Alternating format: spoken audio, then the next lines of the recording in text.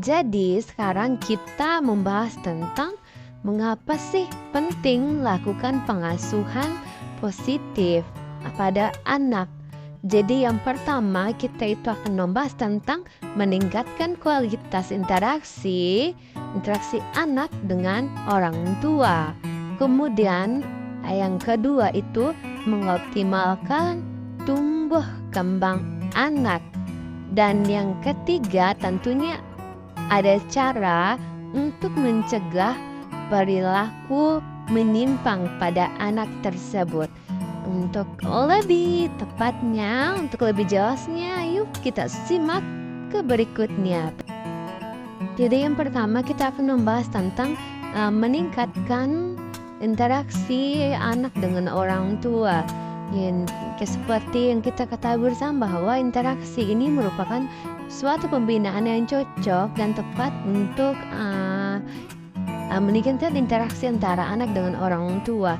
Kemudian ada beberapa cara yang dilakukan untuk meningkatkan interaksi anak dengan orang tua, yaitu yang pertama, dengarkan dengan penuh perhatian. Jadi sebagai orang tua itu jadilah pendengar yang baik ketika anak ingin berbicara atau berbagi cerita. Kemudian beri waktu untuk berbicara.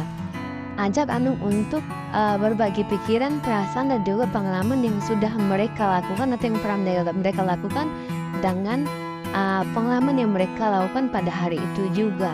Kemudian ciptakan lingkungan yang aman. Jaga agar suasana keluarga tetap positif dan terbuka bagi anak untuk berkomunikasi. Anak pada saat itu juga anak juga harus merasa nyaman untuk berbicara tanpa rasa takut atau hukuman. Kemudian habiskan waktu bersama secara kualitas, dalam artinya sediakan waktu khusus setiap hari untuk berinteraksi dengan anak tanpa ada gangguan.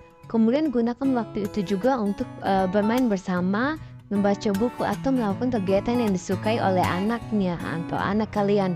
Kemudian dengar dan memahami apa yang mereka ceritakan. Dengan cara mendengarkan dan memahami apa yang mereka ceritakan itu sudah menjadi kebanggaan tersendiri untuk anak tersebut. Kemudian anak akan semakin menghormati orang tua yang lebih yang sudah mendengarkan apa yang mereka ceritakan atau yang mereka bahas. Kemudian tentang mengoptimalkan tumbuh kembang anak, yang saya ambil di sini contohnya yaitu membiasakan anak untuk belajar membaca sebelum tidur.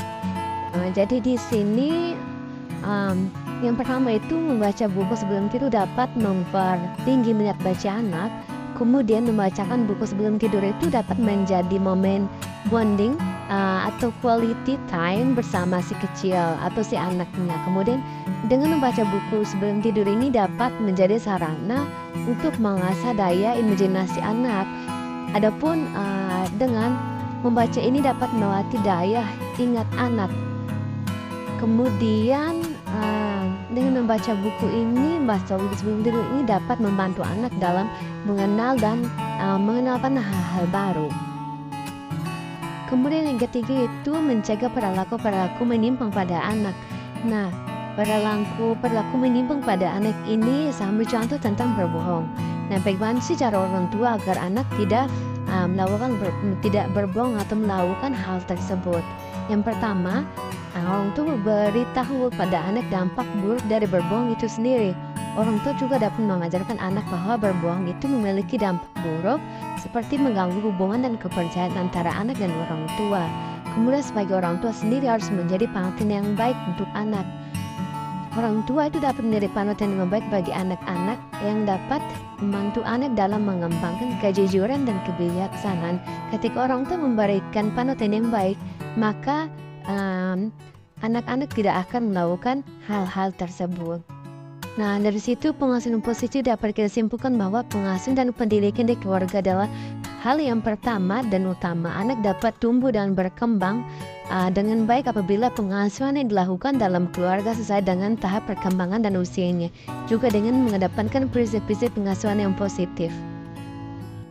Sekian ya, semoga bermanfaat. Untuk kurang dan lebihnya mohon dimaafkan. Makasih.